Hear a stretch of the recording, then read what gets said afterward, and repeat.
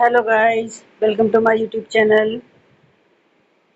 उम्मीद करती हूँ आप सभी अच्छे होंगे। प्लीज़ मेरे चैनल को लाइक और सब्सक्राइब ज़रूर करें। हम अभी छठी क्लास की एनसीईआरटी की हिस्ट्री की किताब कर रहे हैं। सबसे पहले तो इसमें हमारे अभी तक 8 चैप्टर हो चुके हैं और आज हम चैप्टर नंबर 9 नए साम्राज्य और राज्य इनके बारे में पढ़ेंगे। ठीक है, चलिए स्टार्ट करते हैं हम आज का चैप्टर। सबसे पहला पॉइंट है हमारा कि क्या बताती हैं प्रशस्तियाँ। ठीक है, दरअसल अबिंदु गुप्त वंश के प्रसिद्ध राजा समुद्रगुप्त की भूमिका अदा करने जा रहा था। समुद्रगुप्त के बारे में हमें इलाहाबाद में अशोक स्तंभ पर खुदे एक लंबे अभिलेख से पता चलता है। यानी कि जो इलाहाबाद में जो अशोक स्तंभ है, हमें उससे उससे किसके बारे में पता लगता है? तो समुद्रगुप्त के बारे में हमें पता लगता है। ठीक है, और इसकी रचना समुद्रगुप्त के दरबार में कवि व मंत्री रहे हरिसेन द्वारा एक काव्य के रूप में की गई है। ठीक है, जो इलाहाबाद का जो अशोक स्तंभ है, इसकी रचना किसके द्वारा की गई है? तो इसकी रचना हरिसेन के द्वारा की गई है। यह एक विशेष किस्म का अभिलेख है जिसे प्रशस्ति कहते हैं। यह एक संस्कृत शब्द है जिसका अर्थ प्रशंसा होता है। यानी कि जो प्रशस्ति शब्द है, ये कौन सी भाषा का शब्द है? ये संस्कृत भाषा का शब्द है। ठीक है, और प्रशस्ति का अर्थ होता है प्रशंसा करना। प्रशस्तियाँ लिखने का प्रचलन पहले भी था। अब हम पढ़ेंगे समुद्रगुप्त की प्रशस्ति। समुद्रगुप्त की प्रशस्ति हमें क्या बताती है? कवि ने इसमें राजा की एक योद्धा, युद्ध को जीतने वाला राजा, विद्वान तथा एक उत्कृष्ट कवि के रूप में भरपूर प्रशंसा की है। यहाँ तक कि उसे ईश्वर के बराबर बताया गया है। प्रशस्ति में लंबे लंबे वाक्य दिए गए हैं, वैसे ही एक वाक्य का अंश दिया गया है। देखो ये दे रखा है ना यहाँ पे, योद्धा समुद्रगुप्त, इसके समुद्रगुप्त के बारे में बता रखा है। ठीक है, कि जिनका शरीर युद्ध मैदान में कुठारों, कुल्हाड़ियों, तीरों, भालों, बछरों, तलवारों, लोहे की गदाओं, नुकीले तीरों तथा अन्य सैकड़ों हथियारों से लगे घावों के दाग से भरे होने के कारण अत्यंत सुंदर दिखता है।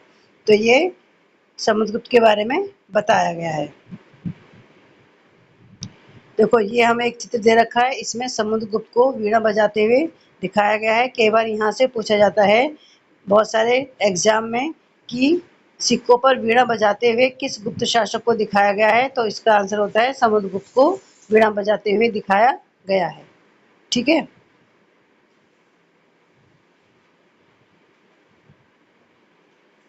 देखिए मानचित्र में हरे रंग का क्षेत्र आर्यव्रत के उन 9 शासकों का है जिन्हें समुद्रगुप्त ने हराकर उनके राज्यों को अपने साम्राज्य में मिला लिया।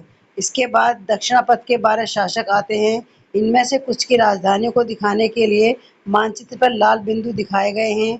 इन सब ने हार जाने पर समुद्रगुप्त के सामने समर्पण किया था। समुद्रगुप्त ने उन्हें फिर से शासन करने की अनुमति दे दी थी।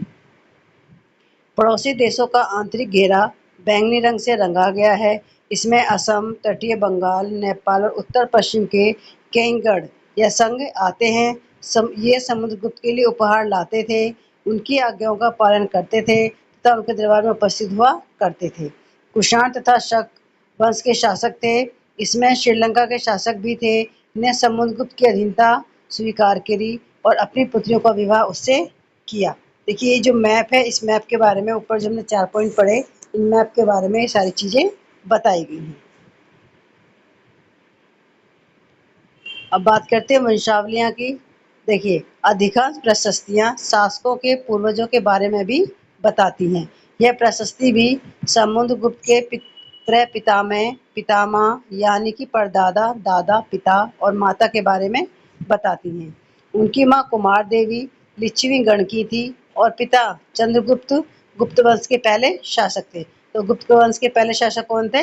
चंद्रगुप्त, जिन्होंने महाराज धीराज जैसी बड़ी उपाधि धारण की। समुद्रगुप्त ने भी ये उपाधि धारण की। देखो पिछली बार ये डीएसएसबी में प्री में ये क्वेश्चन पूछा था कि महाराज धीराज की उपाधि किसने धारण की थी? तो महाराज धीराज की उपाधि समुद्रगुप्त और चंद्रगुप्त दोनों ने ही ये उपाधि धारण की थी। उनके दादा और परदादा का महाराज के रूप में ही उल्लेख है। इससे यह आभास मिलता है कि धीरे धीरे इस वंश का महत्व बढ़ता गया। समुद्रगुप्त के बारे में हमें उनके बाद के शासकों जैसे उनके बेटे चंद्रगुप्त द्वितीय की वंशावली से भी जानकारी मिलती है। उनके बारे में अभिलेखों तथा सिक्कों से पता चलता है उन्होंने पश्चिम भारत में सैन्य अभियान में अंतिम शक शासक को परास्त किया।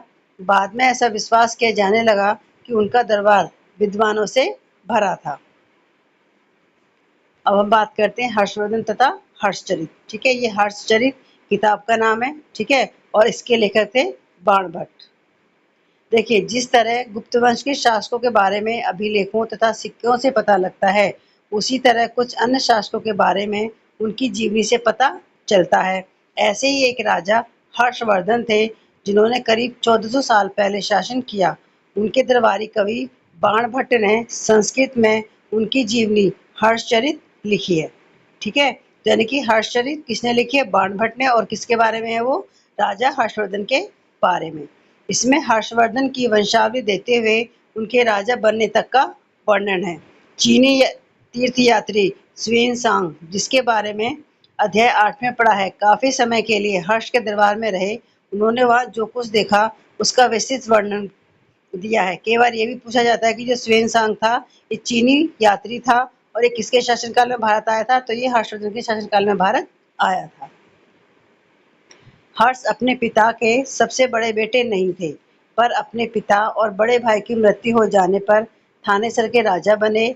उनके बहनोई कन्नौज के शासक थे। जब बंगाल के शासक ने उन्हें मार डाला तो हर्ष ने कन्नौज को अपने अधीन कर लिया और बंगाल पर आक्रमण कर दिया। मगध तथा संभवतः बंगाल को जीतकर उन्हें पूर्व में जितनी सफलता मिली थी, उतनी सफलता अन्य जगहों पर नहीं मिली। जब उन्होंने नर्मदा नदी को पार कर दक्कन की ओर आगे बढ़ने की कोशिश की, तब चालुक्य नरेश पुलकेशिन द्वितीय ने उन्हें रोक दिया। अब हम बात करते हैं पल्लव, चालुक्य और पुलकेशिन द्वितीय की प्रशस्तियां। इस काल में पल्लव और चालुक्य दक्षिण भारत के सबसे महत्वपूर्ण राजवंश थे।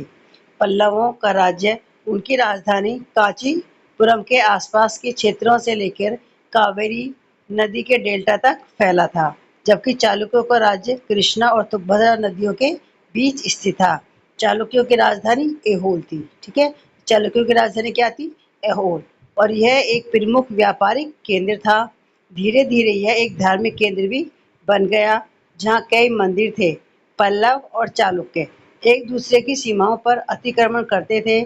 मुख्य रूप से राजधानियों को निशाना बनाया जाता था जो समृद्ध शहर थे। यानी कि जो राजधानी थी उनको निशाना क्यों बनाते थे? क्योंकि वो ज्यादा समृद्ध शहर थे। पुलकेशिन द्वितीय सबसे प्रसिद्ध चालुक्य राजा थे। उनके बारे में हमें उनके दरबारी कवि रवि कीर्ति द्वारा रचित प्रशस्ति से पता चलता है। ठीक है, तो चालुक्य वंश का सबसे प्रतापी राजा कौन था? तो वो था पुलकेशिन द्वितीय। और उसके बारे में हमें कैसे पता लगता है? तो उसका जो दरबारी कवि था रवि कीर्ति, उसने एक प्रशस्ति लिखी थी, उससे पता चलता है। कई बार ये भी पूछ लिया जाता है कि रवि कीर्ति किसके दरबार में थे? तो रवि कीर्ति चालुक्य के दरबार, पुलकेशिन द्वितीय के दरबार में थे। ठीक है, इसमें उनके पूर्वजों, खास तौर से पिछली 4 पीढ़ियों के बारे में बताया गया है। पुलकेशिन द्वितीय को अपने चाचा से यह राज्य मिला था। रवि कीर्ति के अनुसार उन्होंने पूर्व तथा पश्चिम दोनों समुद्र तटीय इलाकों में अपने अभियान चलाए। उन्होंने हर्ष को भी आगे बढ़ने से रोका। हर्ष का अर्थ आनंद होता है। ठीक है, पुलकेशिन द्वितीय ने पल्लव राजा के ऊपर भी आक्रमण किया, जिसे कांचीपुरम की दीवार के पीछे शरण लेनी पड़ी। पर चालुक्यों की विजय अल्पकालीन थी। लड़ाई से दोनों वंश दुर्बल होते गए। पल्लवों और चालुक्यों को अंततः राष्ट्रकूट तथा चोलों ने समाप्त कर दिया। इन राज्यों का प्रशासन कैसे चलता था? पहले के राजाओं की तरह इन राजाओं के लिए भूमि कर सबसे महत्वपूर्ण बना रहा। ठीक है, प्रशासन की प्राथमिक इकाई गांव होते थे, लेकिन धीरे धीरे कई नए बदलाव आए। राजाओं ने धार्मिक, सामाजिक, राजनीतिक या सैन्य शक्ति रखने वाले लोगों का समर्थन जुटाने के लिए कई कदम उठाए। उदाहरण के तौर पर कुछ महत्वपूर्ण प्रशासकीय पद आनुवंशिक बन गए, अर्थात बेटे अपने पिता का पद पाते थे।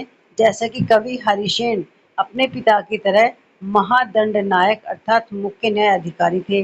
कभी कभी एक व्यक्ति कई पदों पर कार्य करता था, जैसे कि हरिसेन एक महादंड नायक होने के साथ साथ कुमार मात्य अर्थात एक महत्वपूर्ण मंत्री तथा एक संधि विग्रह अर्थात युद्ध और शांति के विषयों का भी मंत्री था। यानी कि देखिए, इसमें कुछ पद आनुवंशिक बन गए थे, यानी कि अगर पिता के पास जो पद है वो उसके बेटे को मिल जाता था। और कई बार क्या होता था कि एक व्यक्ति कई पदों पर कार्य करता था, जैसे हरिसेन है। ठीक है, हरिसेन देखिए महादंड नायक भी था और उसके बाद में उसने कुमार मात्य, ठीक है, एक मंत्री भी था और एक संधि विग्रहकर्ता भी था। ठीक है,